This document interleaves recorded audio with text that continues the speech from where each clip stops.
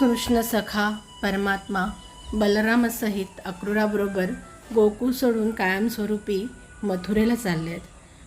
गोपिका भावविव्हल झाल्या आहेत.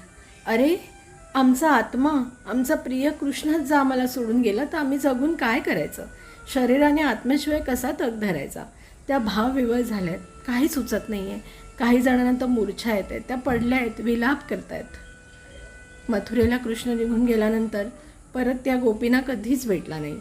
एकदा उद्धवाने विचारलं, कृष्ण का रे तू अशा निष्ठूर? दिन रात्र तुझीच फक्त आठवण काढणाऱ्या गोपींना तू का नाही भेटत आहेस? कृष्ण म्हणाला, अरे मी भेटत नाही आहे म्हणून त्या कुडीमध्ये प्राण आहे. ज्या क्षणी मी त्यांना दिसेन त्या क्षणी त्या प्राण त्याग करतील, म्हणून मी त्यांना भेटत नाही आहे. आणि त्या आणि मी वेगळ्या नाहीच आहेत.